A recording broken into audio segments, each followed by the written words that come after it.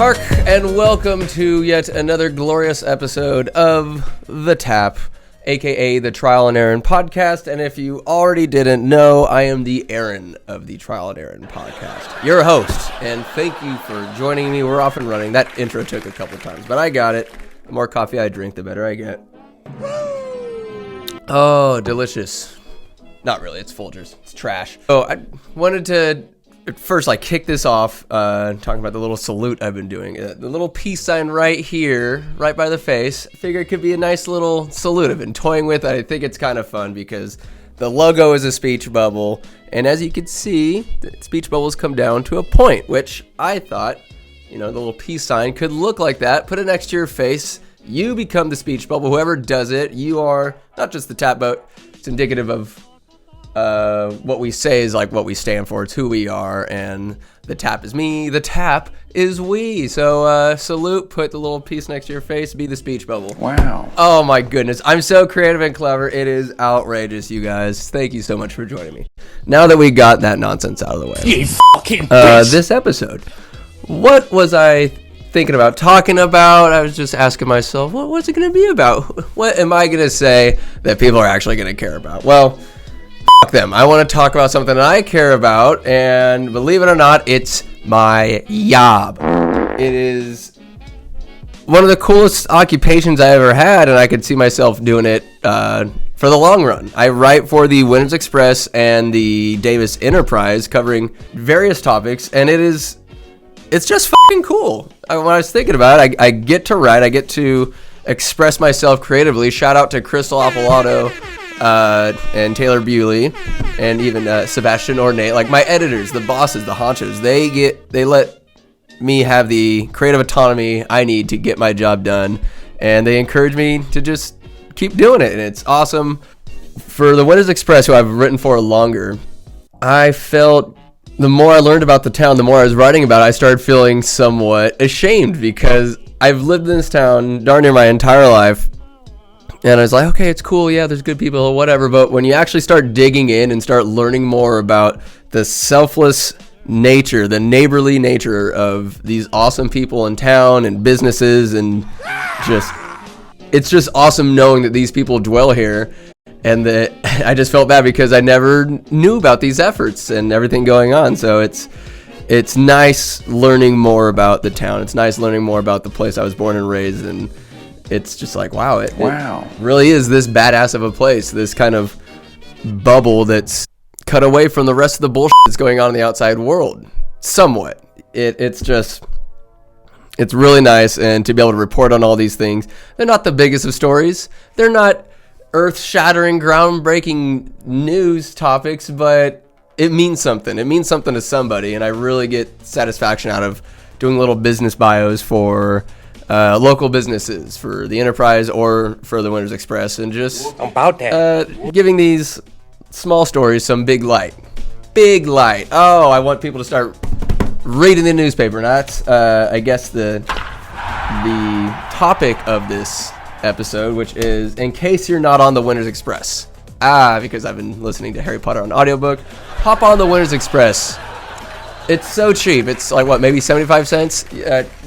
Donate a couple of cans, recycle a couple of cans, get some coins, go buy a copy of the Winners Express. Print it on Wednesdays, digital, online, get more photos, more digital content. Look at me, plug in the Winners Express. And Enterprise too if you want to. Why not? It's a great publication. Shout out to McNaughton Media.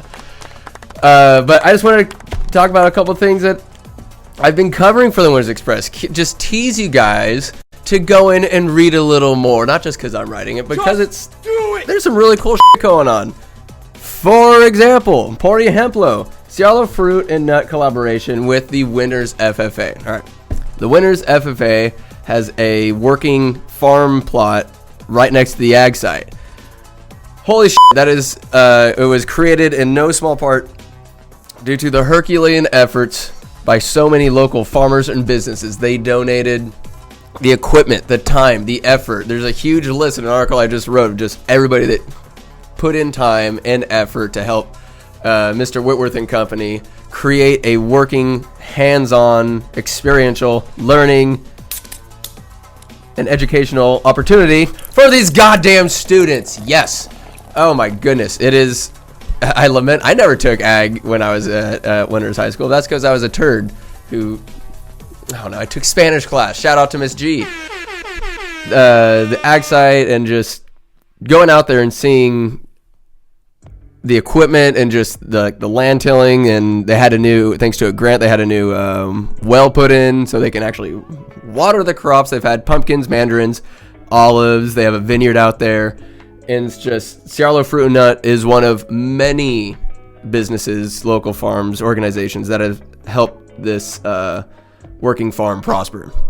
And if I may digress for just a second, to email or call Mr. Whitworth, I'm supposed to call him Donnie since I'm an adult now, Donnie Whitworth, or even Daniel Ward. These people are called Mr. and Mrs., not those two, but say, whatever other teachers. I'm supposed to be calling them by their first name now. I'm like, it just makes me cringe. It was just seared into me that you say Mr., Mrs., Miss, whoever you're speaking to. It's respect, and now I get the first name privileges. I don't know. Still feels weird. Still trying to shake that one.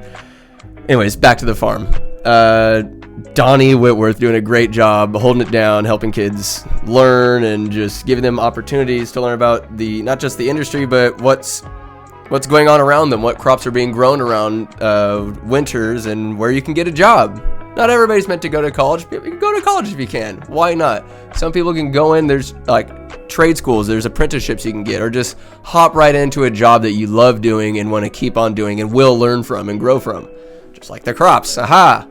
But it's just cool that's going on. I'm not going to say too much more, but it's just really cool. Chris Calvert and his wife helped out, and it's just a small part of the entire farming process that's going on over there, and hopefully the Winters FFA will have some retail sale in the future. Another story, their new owner at Anytime Fitness. That place is my go-to. It's the home gym, and my home girl, Gwen Pisani, God bless her, the crazy Canadian, everybody's favorite, the purple-haired pixie herself, handing off the reins to Grant Witham. Guy owns a couple other Anytime Fitnesses around the area. Super nice guy, interviewing him from Santa Rosa, family man, and he's planning on being here for the long run. And again, these are just teases to read and learn more about the articles themselves. I'm not going to give you the whole show, you crazy bastards. Go read the fucking paper. Do it. There's other great writers. There's sports getting covered too. Just stay up to date with the town that you're a part of. It's worth it. It's worth the 50 cents, 75 cents, nice. Whatever. But Gwen did such a great job at just making the gym such a regular part of life and helping people come in and feel unjudged, make them feel wanted. Come in, get a lift. It felt like everybody in there was like a kid of hers. She's just the gym mommy that everybody would come to, and she was so goddamn nice and inviting. If you don't know Gwen, shame on you. Potatoes. But she said that she still wants to be like an ambassador, liaison between Anytime Fitness and the town of Winters. And a better liaison, I'm not sure if one exists. But I'm excited for the changes coming. You should be too if you read the article. What else do we have here? Gardens in the school district. Akin to the working farm patch at Wagner, they have these badass gardens where kids can literally get their hands dirty and some learning experiences. There's also a garden at Shirley Rominger Intermediate School.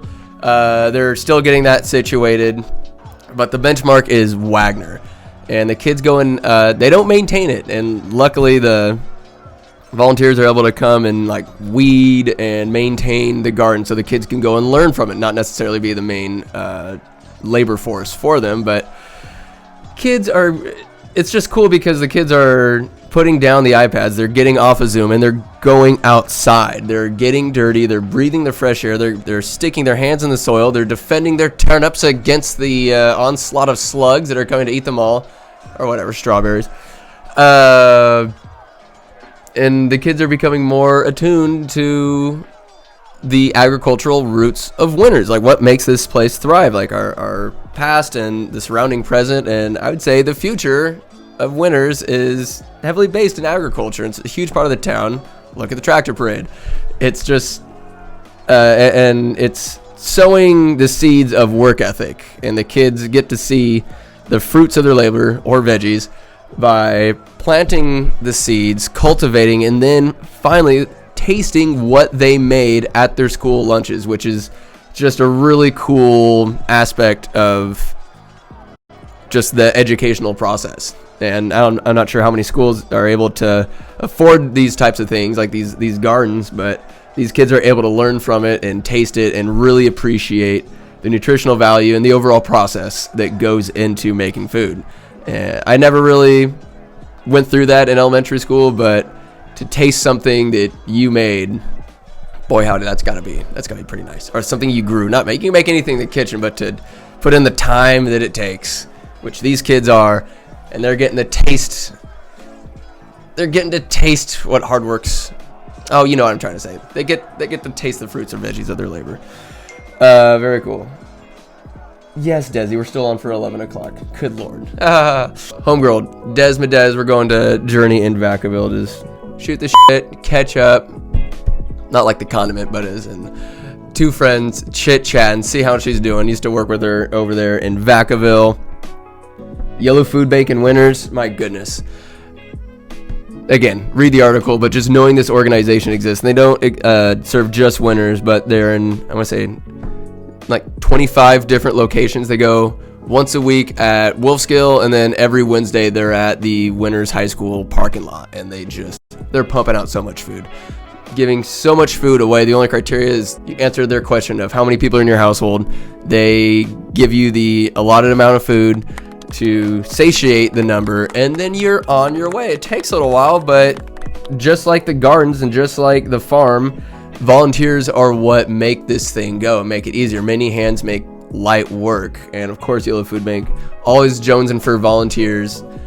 You can sign up for a little orientation, you get ready, you get to pick where you want to go. There's a volunteer opportunity near you, so fucking get your hands on it.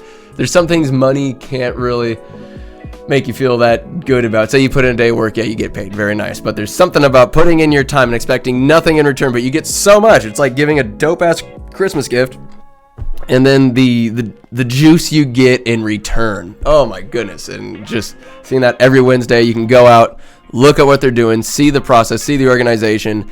They're pumping up thousands of pounds of food. Even during COVID, they didn't ratchet down, they didn't close it down, they amped it up, baby. They doubled their efforts, and they are feeding those who need it, and then they're providing quality food too. They're working with other farmers, other businesses and stores to get fresh produce sent out, because they're not just dishing out slop. There's nutritional value to what they're fucking doing, and it's pretty.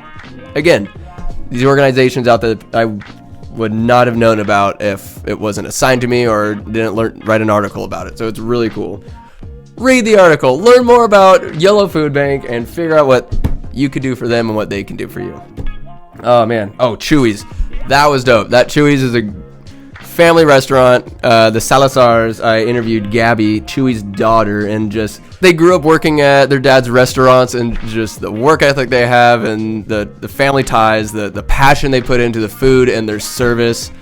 It was just awesome learning about them. Like a really, really cool story of this guy. Came from Mexico, like learned how to cook in Mexico City, came to California, worked in the Winters Farms. Just such a great, like, I want to say rags to riches story, but just immigrant coming over, busting his ass, and now he has multiple restaurants and a family thriving because of all the hard work. It's a fucking really a cool read, solid read. And then, oh my goodness, Dr. Sturton health updates. Dr. Sturton of Winters Family Chiropractic. This guy, I think I've done around 20 articles with him. It's like every other week, I think. And Dr. Sturton's just any notion you have of a doctor being like a serious, stone face, stoic, just boob, that's not Dr. Sturton. Getting to know the guy, it's more than just the back that he cares about. He's all about muscle fiber. He's about nutrition. He's about fascia, the strings and stuff that lines our guts. Without fascia, we just kind of, we just plop out. Fascia keeps it all together. Gut health is what matters, and I've just learned so much from this kooky, zany, just awesome goofball of a guy who not only knows his shit, but he takes pride and passion in it. He's doing interviews with him is a little difficult because he's just talking about so many just complex topics, and I try my best to translate those into bite-sized pieces in the article, but he knows so much and he cares about it. And I guarantee if you mention an article to him, a Dr. Sturton article, he'll give you some kind of deal with it, like consultation. I think he's mentioned the word free before in an article, where just mention the article, come in, he'll check you out, he'll set you up, but just don't take your health for granted. Don't think, oh, I can suffer through this boo-boo and make it better later. No, you might be making something worse. And he goes into so many different topics: joint health, allergies, just getting moving. Just keep moving. All else, just go for a walk, touch your toes, do something other than sit on your ass every day. Dr. Sturton's the fucking man. If you're uncertain, call Dr. Sturton. That's how I end every article with that guy. Silly man, smart man, intelligent, and very personable, and I could not recommend Dr. Sturton enough. He always makes time. He's just a great guy. And also, shout out to Chris Kays. He's whenever Dr. Sturton's not available, he's my guy, the go-to guy, Wim Hof enthusiast. I believe I've seen him do flips before on Instagram for the Winners Warrior football team, also coaching track and field team. Stud. Hit him up if you need some personal training. Good Lord. Davis Enterprise, though. Not a bad read, this place. Usually I cover the school district where, I'll just say this. Covering the school district is a great exercise in remaining objective in how you write, because you cannot take sides as a journo. You're not allowed to be biased. I mean, I guess this is what journalism's supposed to be. Fuck the mainstream media news, what have yous. I'll be damned if I paint a certain subject in a light that I want to see it. You need to remain objective. Like, the story cannot be told in a way where you're just rooting for one side, regardless of how you feel about the subject. And believe me, there's been some toughies. You gotta keep it straight. You gotta shoot straight and give people an accurate idea of what is actually going on. Because I'm not Russian fucking media. I'm not gonna distort the truth to fit my agenda. Fuck that. I'll be damned. Not just with Davis Enterprise, not just with, like, Winners Express, just, I guess those two. Yeah.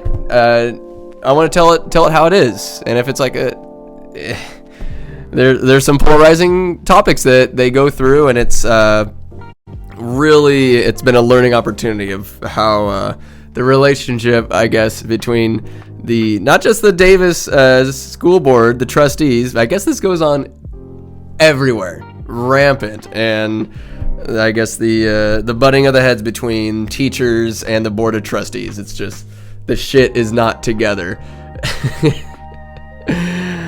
But that's all I'll say on that. There's board meetings. You can see them online. Just go to Davis Joint Unified School District. Oh, you're going to be riveted. Have a glass of wine, why don't you? Whilst watching all the topics of the school district. Really compelling stuff, yeah.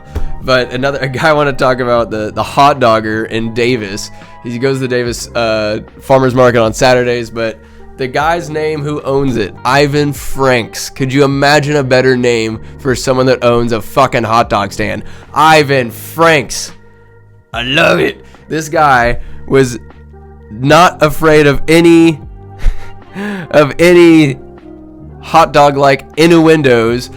You can't own a hot dog stand and not have innuendos as part of your regular vernacular. The man is, I want to say, just so young at heart, just goofy and hardworking. It's a family business. He employs high schoolers, college kids, and just gives them a little work ethic, a little side job, a little side hustle, and the way he feels about bringing people together, the hot dogs, the flavors, and like the quality products that he uses, everything's local. Nothing's outsourced or anything like that.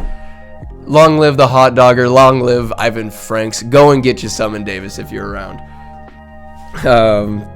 But yes, those are some of the things I've talked about. And shout out to the citizens and senior citizens of the year for the Winners Express. I'd be remiss not to mention Kelly Peggy, aka Grandma Peg. Shout out to Grandma Peg.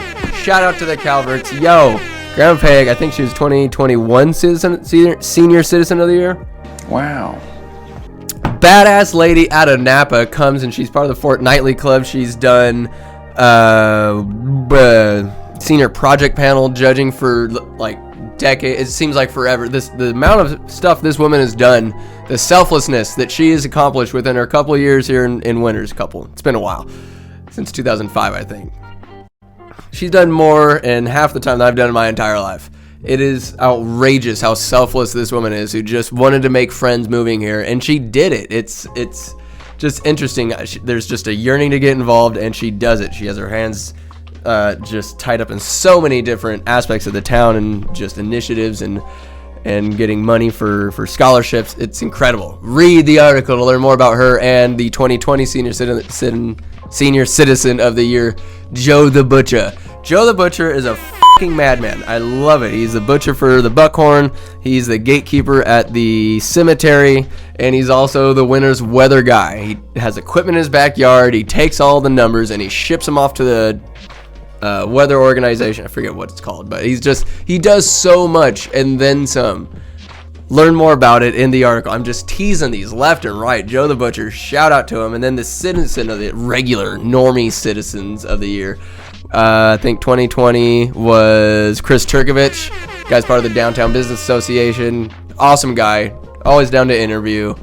One of the masterminds behind the Turkovich and air balloon. The hot air balloon that we see coming through Tractor Parade every year. Awesome guy. Super nice. And then also, I'd be remiss not to mention John Mr. Clean Rodriguez. Mr. Clean. Why do we call him that? His hands are dirty in so many aspects of what's going on in the town. Little League running. He works at Marinade Nut. The guy's rap sheet, the resume of everything he's done for the town is extensive and fucking wild. Take a gander at it in the article. Oh, I'm just beating this horse. The horse ain't dead and I'm still beating it. Read the articles, damn it. I love it. Oh my goodness, but that's what I do.